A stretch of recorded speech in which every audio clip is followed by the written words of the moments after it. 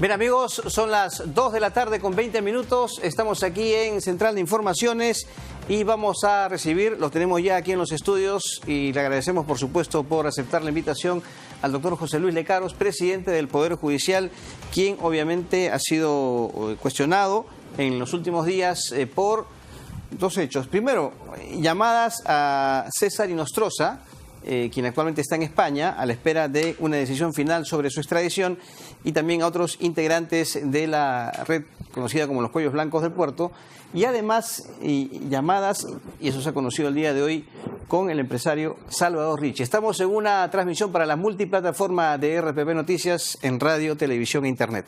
Doctor Lecaros, ¿cómo está usted? Muy buenas tardes, bienvenido. Buenas tardes, Carlos, a usted y a todos los televidentes y oyentes. Bueno, vamos primero con el tema de las llamadas con Inostroza.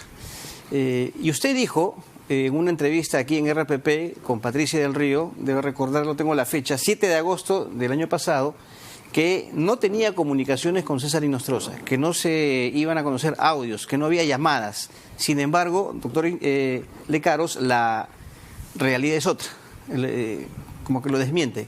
¿Qué pasó allí? ¿Por qué dio esta versión inicialmente y luego se conocieron los registros de las llamadas? Bueno, con César Inostroza yo no tenía ninguna amistad, más aún había cierta tirantez entre la Corte Suprema y por tanto quedaban descartadas todas las llamadas pues, de índole personal, de índole mafioso, digámoslo así, porque yo no tenía ninguna llegada con él en ese sentido. Pero sin embargo, esas 4 llamadas, que por lo menos 2 he verificado en mi registro de llamadas que son ciertas, las de 2017, porque no he podido conseguir el registro de llamadas de 2016, tiene que referirse indudablemente a asuntos de trabajo. Yo era miembro del Consejo Ejecutivo del Poder Judicial en esa época y todos los jueces llamaban y iban a hacer sus gestiones al Consejo Ejecutivo por vacaciones, por licencias, etcétera, etcétera. Entonces, presumo, no recuerdo el tenor, pero presumo que estas 2 llamadas que se pueden verificar se refieren a esos casos de asuntos de trabajo. ¿Por qué negó inicialmente que había comunicaciones con Inostroza? Porque yo... Lo negó, repito, a Patricia del Río, aquí en RPP. No, sí, porque yo no recordaba haber llamado. Yo recibo pues 20, 30 jueces al día en el Consejo Ejecutivo que van por sus trámites, que me voy a acordar si Inostroza fue o no fue o llamó por teléfono.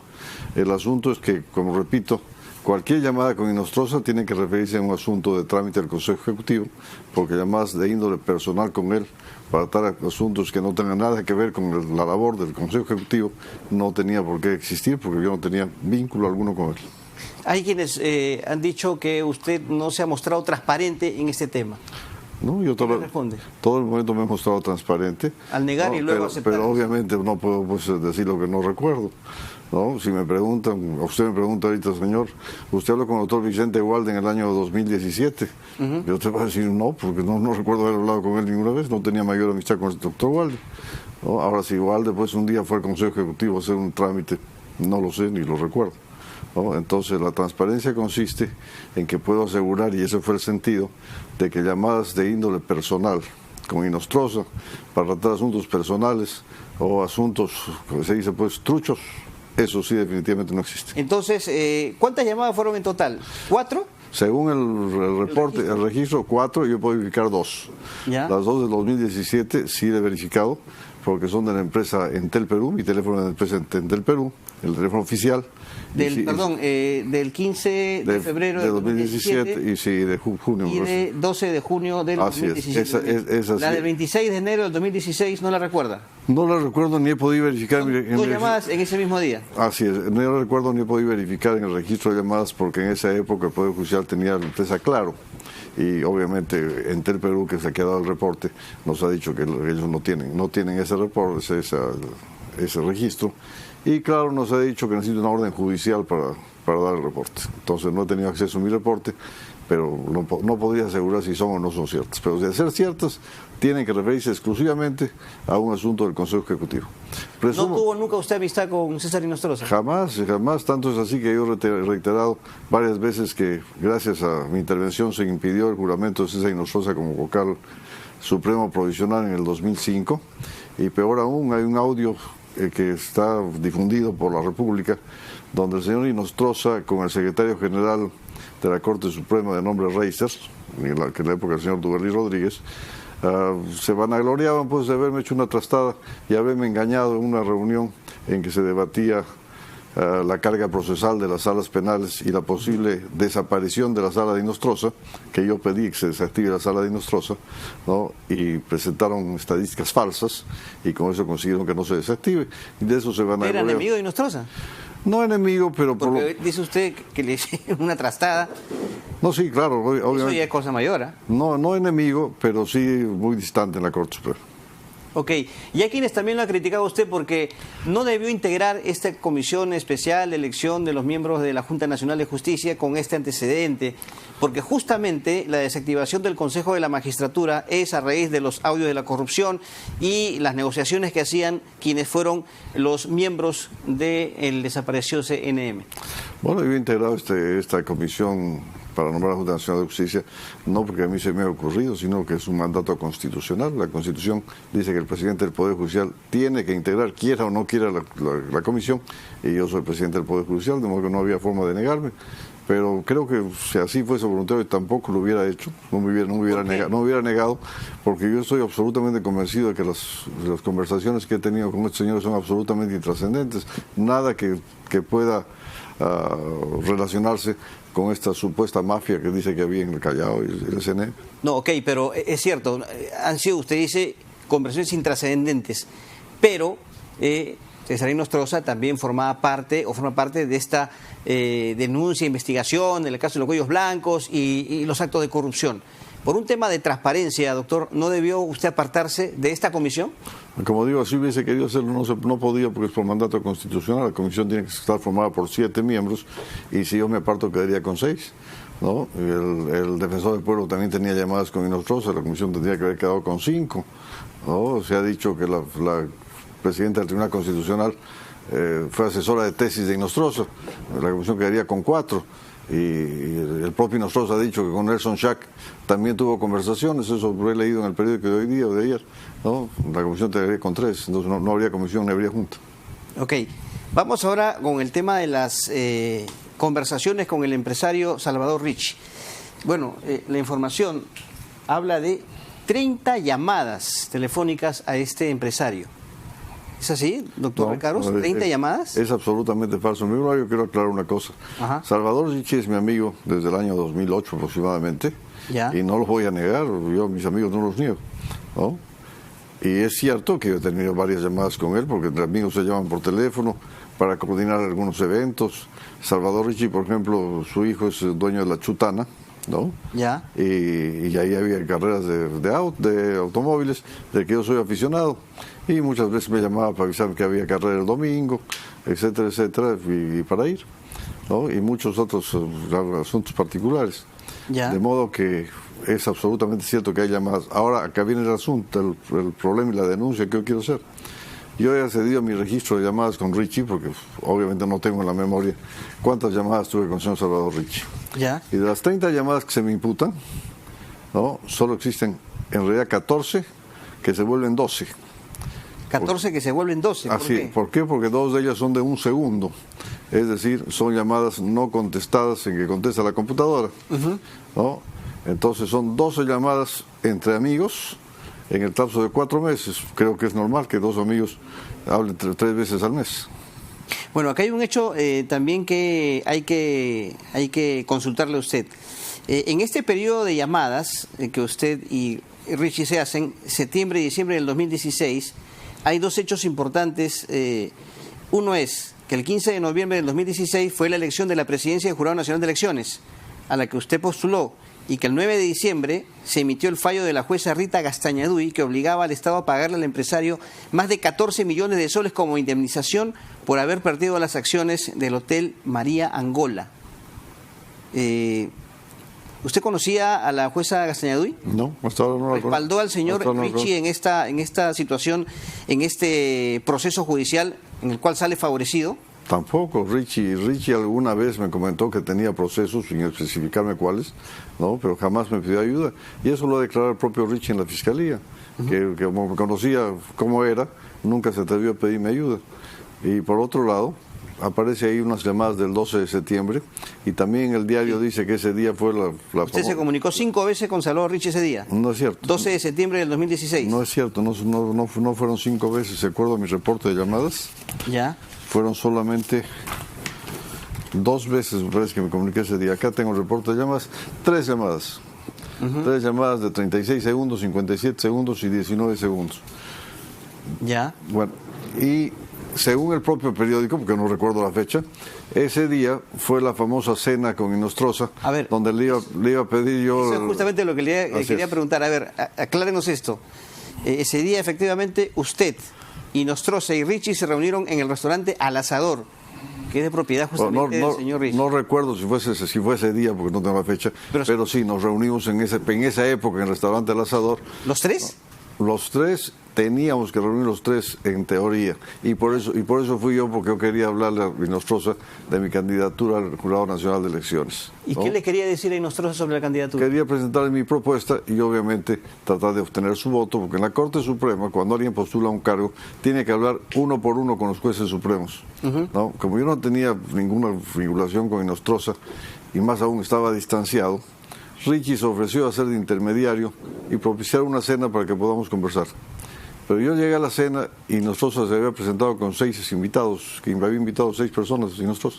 ¿Ya? Entonces no pude hablar absolutamente nada con él al respecto, porque yo no iba a hablarle de mi candidatura pues delante de 6 desconocidos. O sea, usted fue a pedirle apoyo a Inostroza para su candidatura. Así es, y lo he reconocido. Ya. Pero no llegué a pedírselo porque, repito, no hubo oportunidad, ya que había 6 extraños que yo no conocía, ¿no? De modo que en eso quedó. Entonces probablemente esas 3 llamadas, porque esas llamadas son a las 1 de la tarde aproximadamente, 1:30 de la tarde, 1:40, ¿no? Hayan sido para coordinar la hora de la cena. Probablemente Richie me diría, pues ven a las 8, y después solo le llamaría para confirmar que sí iban, no iban. Bueno, supongo por... Esa era la intención de pedirle ayuda, pero al final no se concretó. No se concretó, y finalmente Inostroza no votó por mí, porque por los diálogos con el señor... Porque el voto es secreto, en primer lugar. Claro. Pero yo deduzco que no votó por mí por el número de votos que yo tuve.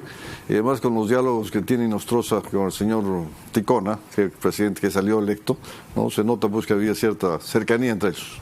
¿Y no hubo otra ocasión en que se la pidió? No, porque... Y yo lo soy sincero. Al día siguiente a mi secretaria le pedí el teléfono de Inostroza. Ya. Y me dio 2 números. Llamé y no me contestó ninguno de los números. Y ya no insistí nunca más, porque presumí que no me quería contestar. Ok. También usted integraba la Sala Penal Permanente de la Corte Suprema de Justicia, un fallo que absolvió a Richie, ¿no? Sí, en el año 2004, pero me parece. ¿usted reconoce que era amigo? No, yo a Richie no lo conocía ni en fotografía en esa época. ¿Qué año fue ese fallo? El 2004. 2004, Así es, y el ponente fue el doctor César San Martín. Okay. El doctor César San Martín, incluso en sala plena, tratándose este caso, ¿no? Hace 2 meses o 3, ha explicado las razones de su fallo, por qué absolvió. Incluso ha dicho que ese Ejecutorio Supremo en materia de estudio en las universidades, como un ejemplo de Ejecutorio Supremo, ¿no? Yo no sabía ese detalle, lo ha dicho San Martín. Bueno, yo no conocía a Richie, y años después, en el año 2008 aproximadamente, no recuerdo la fecha exactamente, y sin saber que Richie era dueño del restaurante El Asador, porque yo me acordaba que a quien se había absuelto pues el dueño de María Angola, pero no relacioné. Y yo fui al Asador con mi familia, con algunas personas, y de pronto se me acercó el señor Richie, ¿no? Me preguntó si yo era el doctor Lecarro, le dije que sí. ¿Ya? Y me dijo, doctor, usted me absolvió, etcétera, etcétera, estoy muy agradecido y demás. Se sentó a mi mesa a conversar, y entre otras cosas me comentó que él tenía reuniones de un grupo de amigos, entre los que estaba pues el doctor Lamas Pucho, el general Roberto Quiabra, el doctor Nelson Ramírez, gente muy honorable todos ellos, ¿no? Y que habían conversado respecto a mí, me conocían, y que les gustaría pues en todo caso que me integre a su grupo. Efectivamente, pues al tiempo me pasó la voz de un almuerzo que había con estos señores, y me integré, y hicimos un buen grupo de amigos con que nos reuníamos, sobre todo en los cumpleaños de cada uno. ¿No? Y esa es mi relación con Richie, ¿no? Como digo, a veces me llamaba y me decía, José Luis, hay carrera en la Chutana este domingo, mi hijo va a correr porque su hijo es corredor. Vamos, a veces habré ido 2 o 3 veces pues a la Chutana a ver las carreras, y así, ¿no? Ese tipo de reuniones totalmente inocuas y sociales. E incluso a esas reuniones a veces concurrían gente de la farándula. Yo recuerdo haber almorzado allí con Palito Ortega, ¿no? Porque se presentaban pues en el María Angola, y Richie los invitaba a estas reuniones. recuerdo haber cenado allí una vez con Luisito Aguilé, ¿no? Ya. Entonces, ese tipo de reuniones totalmente inocuos y de amistad. Entonces, usted nos asegura tajantemente que no intervino para nada en el tema judicial del señor Rich. No, él es su amigo. Así es, así es. No intercedió. No nos vamos a dar luego una... No, tendremos luego una en lo absoluto. Está saliendo de todo hoy en día. No, fíjese, ¿sabe? yo los invito a que consigan el número de la doctora Gastañaduy, que dice que es la jueza, y tengo mi registro de llamadas acá. Acá está mi registro íntegro de llamadas, ¿no? Y los invito a que revisen mi registro de llamadas si tengo alguna llamada con la doctora Gastañaduy, porque no la conozco. Hasta el día de hoy no la conozco. La conozco de nombre porque obviamente sale después en el periódico. Hemos hoy día salido en el periódico de Gastañaduy, pero no la conozco ni de vista. Cuando salió el tema de sus llamadas con Inostroza, conversamos con Juan Cheput aquí en RPP y él tuvo una hipótesis. Usted tuvo unas críticas muy fuertes contra los fiscales del equipo Lavallato, ¿no? Estuve en otro canal de televisión y según Cheput, a raíz justamente de estas críticas es que fuentes empiezan a divulgar estas llamadas como una especie de, represalia, venganza, tomémoslo como usted lo crea conveniente. ¿Usted está de acuerdo con esto? ¿Cree usted que han habido aquí intentos de perjudicar su prestigio por estas críticas? Sinceramente tengo mis dudas que sean los fiscales. Yo no creo que esos señores que son funcionarios públicos pues tengan esos alcances de tratar de desprestigiar al presidente de la Corte Suprema, porque les criticó. Y yo no los critiqué, simplemente dije que yo hubiese actuado de otra manera, ¿no? Y que respetaba su forma de trabajo. Yo tengo otra teoría, que son personas que están resentidas porque sus candidatos a la Junta Nacional de Justicia no salieron, ¿no? Y obviamente... ¿Quiénes? En primer lugar, en el concurso anterior, es de público conocimiento todas las cosas que yo le pregunté al señor Cubas Villanueva. Víctor Cubas. Así es, que sale ahora todos los días, sale todos los días en la televisión pidiendo mi cabeza. Sí. Por supuesto, es la represalia pues a que yo desenmascaré que él había sido hombre de confianza de Blanca Nerida Colán, que había archivado el caso Madre Mía y que a cambio de eso, curiosamente, luego de eso su hijo fue nombrado diplomático en Estados Unidos sin serlo. ¿No? O sea, usted está diciendo directamente que Víctor Cubas está detrás. No, lo que estoy diciendo es que gente de entorno de Víctor Cubas, ¿no? Y del señor Siles, que ustedes han visto también últimamente en la Junta Nacional de Justicia, en la comisión, también lo he interrogado sobre los vínculos con algunas instituciones, ¿no? Entonces, esa gente que se ha visto frustrada sus expectativas de que sus candidatos accedan, bueno, pues la represalia que están tomando. Entonces, habría que preguntar, pues, ¿quién está filtrando esta información? Yo tengo sospechas, pero obviamente no puedo... Pero el que hace la investigación es la Fiscalía en estos momentos. El fiscal supremo, Jesús Fernández, está investigando el caso de los cuellos blancos del puerto. ¿Cree que la fuga viene por ahí? No lo sé, no lo sé. Yo le he exigido, incluso en la última reunión de la comisión, a la fiscal Zoraida Ábalos, que haga una investigación, cómo se filtra la investigación, cómo se filtra la información. Y la fiscal no me ha contestado si lo va a hacer, no lo va a hacer. Perdón, ¿esto se lo dijo usted en estas últimas reuniones de la Junta? Así es. Cuando salieron las llamadas con Inostroza. Y no es la primera vez que se lo digo. Ya se lo dije hace dos o tres meses.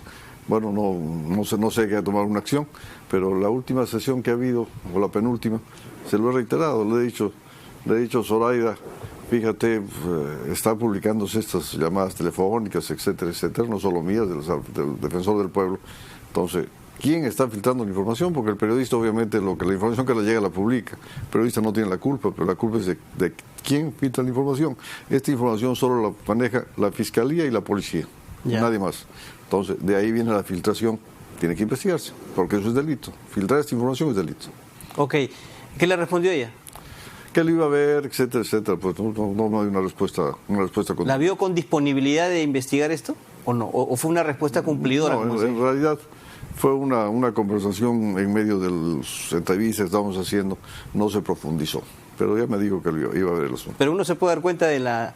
Si usted me pide a mí algo, por ejemplo, ¿yo puedo tomar interés en el tema o simplemente puedo dar una respuesta como para salir del paso? No, la verdad yo no podría afirmar si tuvo interés o no tuvo interés. La respuesta que me dijo que lo iba a ver. ¿No? Pero yo desde esta tribuna exijo que la Fiscalía investigue la filtración de esta información, porque eso es delito. El funcionario público, sea policía, fiscal o quien fuese, que está filtrando esa información a instituciones que a su vez después la filtran a la prensa o directamente a la prensa, está cometiendo delito. Eso se llama violación del secreto profesional. Doctor Lecaros, y bueno, a raíz de esta información que se ha difundido el día de hoy con el tema de las llamadas a Salvador Ricci, en las que ya venían con el caso Inostroza, ya han salido voces a decir que usted no debe ejercer la presidencia del Poder Judicial. Un paso al costado, ¿qué le responde? Que no, que de ninguna manera, porque yo sé que estas llamadas, tanto con Inostroza o con Gutiérrez o Ricci, son absolutamente inocuas. Yo lo repito, con Ricci sí puedo haber hablado temas personales, quizás dijo hasta de farándula, porque es mi amigo, ¿no? Con Inostroza jamás, o sea, cualquier conversión con Inostroza es una conversión de trabajo, ¿no? Igual con Gutiérrez Peve, que como he dicho, Gutiérrez Peve se acercó a mí alegando ser pariente del gobernador regional de Ancash, y que según él estaba preso injustamente, que por unas movidas políticas para que suba el vicegobernador, lo habían metido preso, y me pidió pues que vea el asunto con cuidado y que se haga pues justicia, ¿no? Porque según él su pariente estaba preso indebidamente. Y se estudió el caso y finalmente se resolvió dándole en contra, o sea, se confirmó la sentencia que tenía de 5 años de privación de libertad, y se confirmó por mayoría con ponencia mía. Ok. Usted reitera en la entrevista que tuvo anteriormente con otro canal de televisión las críticas que tuvo contra algunos integrantes del equipo Lavallato. Es que no son críticas, o sea... Pero usted fue muy... No, a ver, usted me acaba de recordar hace unos minutos que dijo, yo hubiese actuado de manera distinta. Así es, porque... ¿En qué sentido? Cada uno tiene sus tácticas. Yo he sido fiscal en Arequipa del año 82 al 87, ¿no? Y obviamente que eran otros procedimientos, pero lo que hubiera hecho, y lo reitero, ¿no?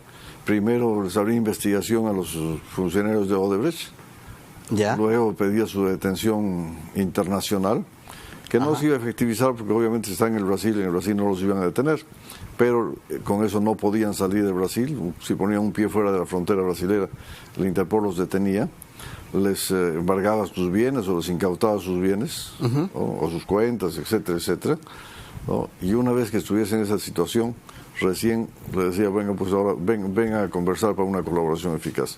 Y creo que el resultado hubiera sido diferente. Pero, como digo, pues los fiscales que están a cargo de esto tienen sus propias técnicas, sus propios métodos de actuar. Espero que al final todo resulte bien. Muy bien. La última pregunta, doctor Lecaros. No puedo dejar de tocar este punto porque es, creo yo, el tema que va a dominar la agenda en los próximos días. Ya se ha enterado usted seguramente de esta decisión del Tribunal Constitucional de declarar infundada la demanda competencial. Bueno, sí, estando en camino hacia acá en el radio del vehículo, he escuchado que se habían resuelto por 4-3, que no había habido violación a la Constitución. Obviamente habría que leer con detenimiento la sentencia para ver los fundamentos de la misma y poder dar una opinión al respecto. Bueno, la última, sí. Por lo tanto, usted sigue firme en la presidencia del Poder Judicial. Así es. No va a dar un paso al costado como se lo han pedido. Así es, no solo en realidad me están pidiendo pues una serie de personas entrevistados que son todos de la misma tendencia, conocemos de qué tendencias son y a qué organizaciones pertenecen, ¿no? ¿Qué tendencia? ¿Qué organizaciones? Bueno, usted lo sabe, y también todas las... Al público que no lo sabe, quizás. También lo sabe, todo el mundo se da cuenta de cómo actúa. Pero incluso le digo, hasta en mi familia me han pedido, me han dicho, papá, renuncia, ¿qué haces ahí exponiéndote? Por vos, está maltratando. Pero les he dicho que no teniendo nada que ocultar, no teniendo nada oscuro y por dignidad, no voy a renunciar. Ni aunque se le pida a su familia. Ni aunque me lo pida a mi familia. Porque eso mueve más, ¿no? A alguien. Por supuesto, pero como digo, ya es una cuestión de honor y dignidad. Muy bien. Bueno, doctor Lecaros, le agradezco mucho por su visita, por haber elegido RPP para pronunciarse sobre este tema.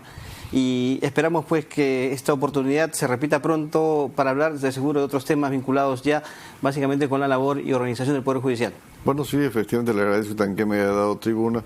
Yo realmente hasta ayer no pensé salir a los medios porque dije ya pasará.